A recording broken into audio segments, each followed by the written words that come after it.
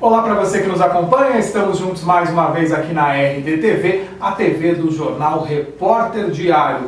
Você participa dos nossos programas sempre nas edições ao vivo e, claro, mandando aqui pra gente a sua opinião, a sua sugestão, que é muito importante. Nesta edição aqui de RD Online, nós vamos falar sobre saúde, vamos falar sobre a saúde bucal, sobre o bruxismo. Você sabia que cerca de 70% da população das grandes cidades tem bruxismo? E para tirar as nossas dúvidas sobre o bruxismo, está aqui com a gente o Dr. Luiz Fernando Brancaglione, que é cirurgião dentista e também especialista e mestre em cirurgia e traumatologia bucomaxilofacial. Seja bem-vindo, Luiz Fernando. Obrigado, agradeço o convite a todos aí. Prazer recebê-lo. Doutor Luiz Fernando, vamos falar então do bruxismo, porque muita gente de repente já ouviu falar sobre o bruxismo e associa o bruxismo simplesmente à tensão na região do maxilar. É só isso? Vamos definir aí o que é o bruxismo. O bruxismo, na verdade, ele é devido a hábitos parafuncionais. Os hábitos parafuncionais, eles são devido do dia a dia. Por exemplo, roer uma unha, travar os dentes ou ficar forçando a musculatura. Isso começa a promover e iniciar o bruxismo. E aí a tendência é cada vez ficar mais constante e acentuar. Junto com isso também vem os problemas psicológicos, de estresse diário, problema durante o problema diário de trabalho, né, profissional, e isso vai fazendo que vai acentuando e vai desencadeando. São fatores, de repente, da vida profissional, da vida pessoal, o estresse, que as pessoas estão cada vez mais expostas a episódios estressantes, crises de ansiedade, por exemplo, então podem agravar o quadro de bruxismo. Com certeza. A ansiedade é um fator predisponente para o bruxismo muito grande. Agora eu falei da tensão na região do maxilar. A gente ouve muito falar que quem tem bruxismo fica rangendo os dentes. Mas é só isso? É ranger os dentes, é a tensão na região do maxilar? Ou tem outras características que de repente a gente nem imagina e são determinadas pelo bruxismo? O bruxismo é ranger os dentes, né? Vem do grego, que quer dizer bruxismo, né? A palavra em grego, desenvolver o bruxismo. Agora, o que acontece? No decorrer do dia a dia, a gente vai, com esses hábitos parafuncionais, vai evoluindo para um travamento constante e, às vezes, a má oclusão. O que é a má oclusão? É a falta de mordida correta entre a parte superior e inferior da mandíbula, da boca, que o indivíduo ele vai tentando achar contatos que satisfaçam ele e vai ficando contatos prematuros que ele vai deslizando, vai tocando e vai travando, vai deslizando um dente com o outro. Desgasta esse dente. Vai desgastando até ele tocar outros contatos. E isso vai pegando os caninos, vai pegando os premolares, aonde tiver contato prematuro. E vai formando um platô reto entre a parte superior. Parece que passou uma lixa entre os dentes. Se observar bem o indivíduo, o primeiro sintoma dele é ver os caninos desgastados. O que tem também em relação a isso é a língua. Antes do indivíduo passar por bruxismo mais intenso, a língua geralmente marca, porque o indivíduo com um problema de ansiedade um pouco menor, ele vai travando a língua contra os dentes, contra a arcada dentária. Então vai marcando os dentes na língua. E na bochecha também, ele vai fazendo um risco de ponta a ponta, uma tatuagem, bem na linha de oclusão, na linha de mordida da bochecha. Ele morde a bochecha. Não, ele joga a bochecha contra os dentes. Então forma uma linha esbranquiçada. Isso também é um fator, um sinal e sintoma para o indivíduo ver no dia a dia. Doutor, eu já ouvi muita gente dizer, por exemplo, que descobriu o bruxismo a partir de algo que imaginava ser uma simples dor de cabeça ou uma dor de ouvido. Então, quando o indivíduo ele começa a ter contraturas musculares, forçar a musculatura, o que acontece? Ele força todo o sistema estomatognático. O sistema estomatognático é toda essa estrutura de mordida que a gente tem. Isso envolve tanto a musculatura da cabeça, como o temporal, músculo temporal, masseter, bucinador, pterygoideu lateral e medial. E isso vai desencadear dor. Isso vai desencadear dores de cabeça. E pode ter algumas dores também na região frontal, pode ter dor na região do ângulo da mandíbula, no esternocleidomastoideu, que é um músculo que vem daqui, da base da orelha atrás até a clavícula. Então, tipo uma enxaqueca, uma dor no pescoço. Dor no pescoço, dor na região do trapézio, isso tudo pode ser desencadeado por causa do bruxismo. Mas aí é aí que eu queria chegar. De repente isso é uma consequência do bruxismo, foi desencadeado pelo bruxismo, mas a pessoa, por desconhecimento, não cogita o bruxismo muitas vezes, né? E esse tipo de bate-papo é importante para a pessoa saber que pode ser uma causa do bruxismo, porque a pessoa de repente imagina que é uma simples dor de cabeça, que é uma simples dor no pescoço. No início ela vai primeiro ao neurologista, depois ela vai no otorrino, depois vai no oftalmo e acaba com o bucomaxilo, para fazer um diagnóstico diferencial, para ver o que realmente está desencadeando essa dor. O bruxismo é uma atitude involuntária? Involuntária. Mas a pessoa ela tem consciência do que está fazendo ali. Muitas vezes não, principalmente porque ele se dá mais na parte noturna. Tá. E na parte noturna, você, no sono mais profundo, você acaba ficando sem saber o bruxismo, sem notar o bruxismo. Quando ele está um pouco mais evoluído, um pouco mais constante, você pode ver durante o dia. Daí, por exemplo, o pessoal está dirigindo, aí trava a mordida. Ele está fazendo um computador, ele acaba travando a mordida. Isso, aí ele vai notar direitinho o que vai acontecer. Pelo que eu percebo, então, tirando aí o momento do sono, que a gente ouve muito, e até eu imaginava que os episódios de bruxismo ocorriam quase que exclusivamente, particularmente durante o sono, e aí já entendi que não, mas então fora do momento do sono, situações que exijam concentração das pessoas, também, é isso? Também, não só concentração, mas num episódio de estresse. Tá. De dirigir hoje é impossível, ansiedade. Né? Dirigir hoje com esse trânsito, então a pessoa precisa chegar logo, está preocupada com o problema do escritório. Tudo isso aí acaba travando, fazendo que o indivíduo provoque o bruxismo. Essa tensão. Doutor, a gente falou aqui do momento em que a pessoa dorme.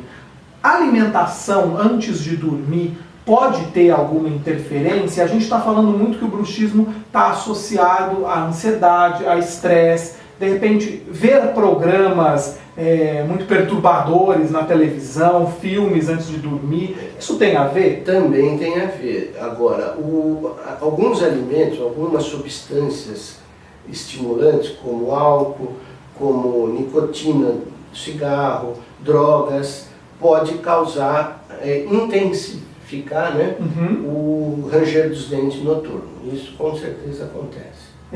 Vamos dar alguns exemplos de alimentos aqui desaconselháveis? Que o álcool, né, qualquer bebida alcoólica antes noturna, não qualquer hora do dia, né, não pode exceder. Sim. Café. Tá. Então tomar um cafezinho. Tem gente que já evita café antes de dormir para não ter dificuldade para pegar no sono, né? E com certeza vai estimular.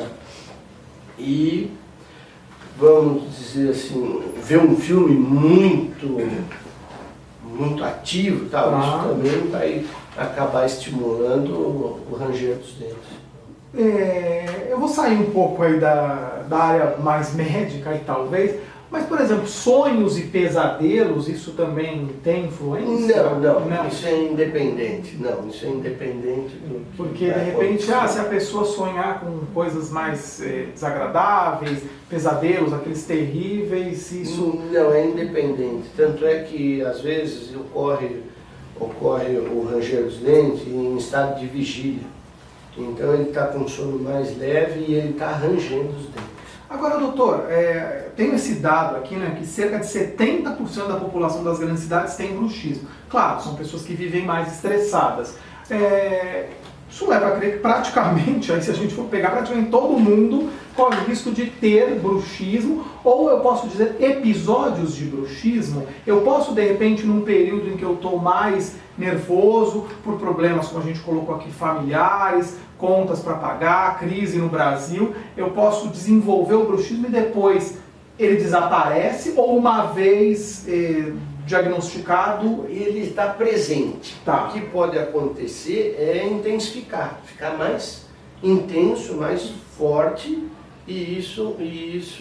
O contrário também, ele pode amenizar? Pode amenizar também. Se está vivendo uma época mais branda, mais tranquila, pode diminuir. Mas então eu entendo que o bruxismo não tem cura, ele tem controle, é isso? Um controle.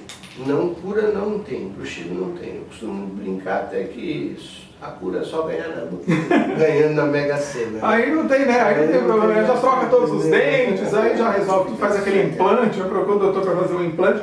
Doutor, e tem alguma idade em que a pessoa está mais propensa a desenvolver o bruxismo? Uma faixa mais nova, que é entre a troca de dentição decídua para permanente, geralmente a criançada aparece o ranger dos dentes bem forte. Depois que troca, depois que a dentição permanente vem e se instala totalmente, aí para. E depois na fase adulta ocorre novamente, dependendo do nível de estresse profissional, problema em casa. Tudo que pode desencadear, que a gente falou. Que é curioso, que até uma vez, eu entrevistando um médico, né, a gente falava que as pessoas muitas vezes elas olham para o médico, ou de repente para o dentista, falam, mas eu nunca tive isso, né?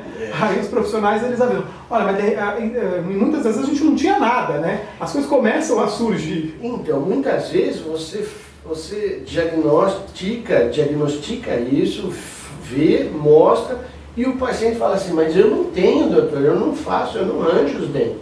Mas você tem que provar com aqueles sinais e sintomas que a gente falou anteriormente, que ó, tá aqui, ó, isso aqui é um problema, isso que pode estar acontecendo, até convencer que o melhor seria usar, por exemplo, uma placa de mordido, uma placa neo relaxante. Que é uma das opções de tratamento. Uma opção de tratamento. E essa placa coloca só no momento de dormir? Porque tem a gente que fala placa de sono, né? Placa neo relaxante, que chama.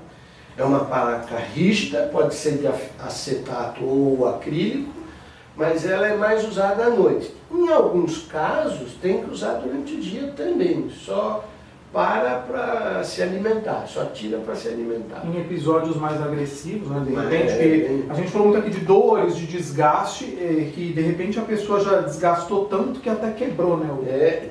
Geralmente começa a ranger tanto que diminui muito o dente, o esmalte, né? A parte do esmalte, da coroa.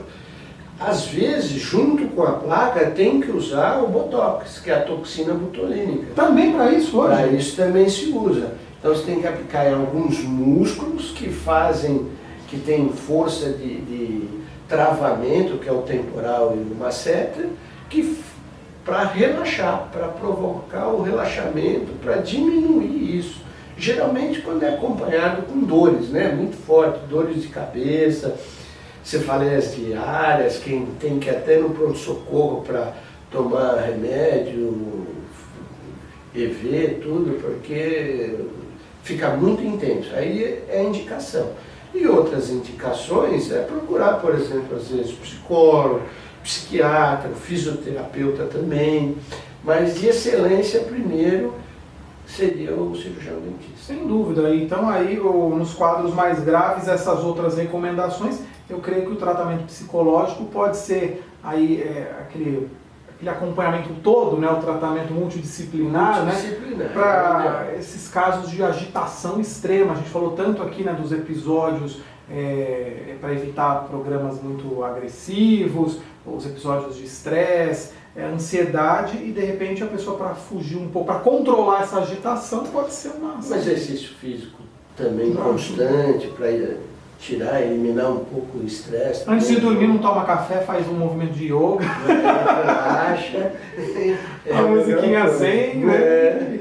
Então tá aí, olha, essas são algumas orientações, algumas dicas do Dr. Luiz Fernando Brancaglione, que é cirurgião dentista, especialista e mestre em cirurgia e traumatologia bucomaxilofacial, falando sobre as causas, os sintomas e o tratamento para o bruxismo, contra o bruxismo. Obrigado por ter vindo, doutor. Obrigado a vocês pelo convite. E eu quero lembrar a você que nos acompanha que os principais pontos das nossas conversas aqui na RDTV, o canal de vídeos do jornal Repórter Diário, você encontra no site reporterdiario.com.br. Lá tem todo o conteúdo online. Você encontra também várias entrevistas feitas aqui na TV, tá? Sejam edições gravadas ou edições ao vivo. Tem ainda o YouTube, RDTV Repórter Diário, nossa página no Facebook, Jornal Repórter Diário. Você pode interagir, passar adiante os conteúdos, curtir, compartilhar. Semanalmente o Jornal Repórter Diário circula nos principais pontos das 7 cidades do ABC. Você encontra então o RD com o que é destaque em Santo André, São Bernardo, São Caetano, Diadema, Mauá, Ribeirão Pires e Rio Grande da Serra. E mensalmente a RD em Revista traz muitos assuntos interessantes na área da saúde, política, economia, meio ambiente, para você se informar e formar opinião. Tá combinado? A gente se vê numa próxima.